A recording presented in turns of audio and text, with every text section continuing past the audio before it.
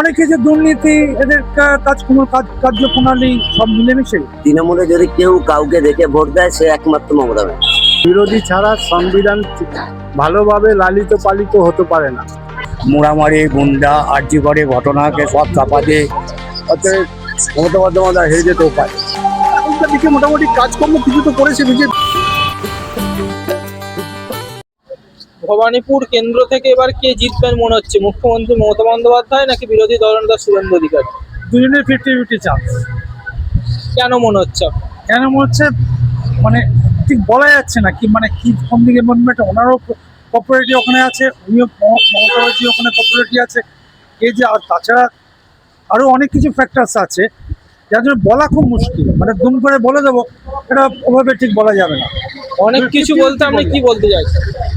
অনেকে যে দুর্নীতি, এদের কার্যপ্রণালী সব মিলেমিশে দুজনের ক্ষেত্রে।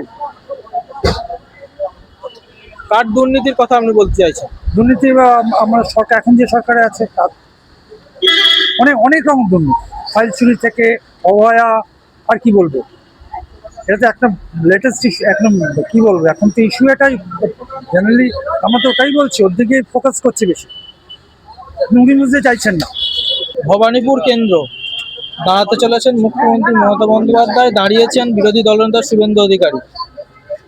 কি মনে হচ্ছে কে জিতবে? দেখুন, প্রথম কথা হলো আমি কোনো রাজনীতির মধ্যে যুক্ত নই। দ্বিতীয় কথা হলো, ভবানীপুরে শুভেন্দু বাবু আর মমতা ব্যানার্জি দাঁড়িয়েছেন, তাতে আমার যতদূর ধারণা, এটা আমার ব্যক্তিগত মত, মমতা ব্যানার্জি জয়ী।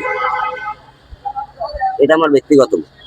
এখন বিভিন্ন লোকের বিভিন্ন মত হতে পারে, যেরকমই হাওয়া চলুক না কেন, মমতা ব্যানার্জি এই কারণেই জয়ী হবে, তৃণমূলে যদি কেউ কাউকে দেখে ভোট দেয়, সে একমাত্র মমতা ব্যানার্জি, দ্বিতীয় কেউ নেই।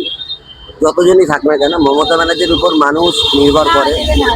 মমতা ব্যানার্জি বিভিন্ন প্রকল্প দ্বারা মানুষের কাছে ছোট বড় পৌঁছে দিয়েছে। সে যেভাবেই দিক, কাউকে রূপশ্রী দিচ্ছে, কাউকে কন্যাশ্রী দিচ্ছে, কাউকে স্বাস্থ্যসাথী দিচ্ছে, কাউকে লক্ষ্মী ভান্ডার দিচ্ছে, আবার নতুন যুবশ্রী চালু করেছে। মমতা ব্যানার্জি জিতবে একদম 100%। এইটুখানি আমার মতামত, তার কোনো। এবারের বিধানসভা ভোটে ভবানীপুর কেন্দ্র থেকে কে জিততে পারেন? মুখ্যমন্ত্রী মমতা বন্দ্যোপাধ্যায় নাকি বিরোধী দলনেতা শুভেন্দু অধিকারী? এটা খুব হাড্ডাহাড্ডি লড়াই হবে। আর এটা আমাদের সংবিধান যেটা দাঁড়িয়ে আছে, সংবিধানের বিষয়টা খুব ক্লিয়ার যে বিরোধী শক্তি থাকতে হবে, যে জনগণের হয়ে কিছু বক্তব্য রাখতে পারে।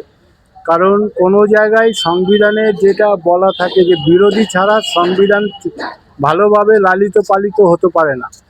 তো এটাই বলার উদ্দেশ্য, হাড্ডাহাড্ডি লড়াই হবে, বিরোধী শক্তি দরকার।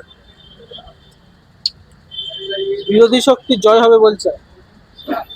হ্যাঁ, না সেই রকম তো সে তার সংগঠন তৈরি করেছে কিনা সেটা তারা বুঝবে। আমরা তো অত বুঝি না, আমরা লেম্যান, আমরা খেটে খাই।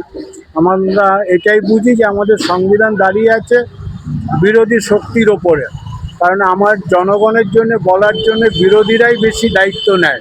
বাংলার অন্যতম হটস্পট ভবানীপুর কেন্দ্র, দাঁড়িয়েছেন একদিকে মুখ্যমন্ত্রী মমতা বন্দ্যোপাধ্যায়, অন্যদিকে শুভেন্দু অধিকারী বিরোধী দলনেতা।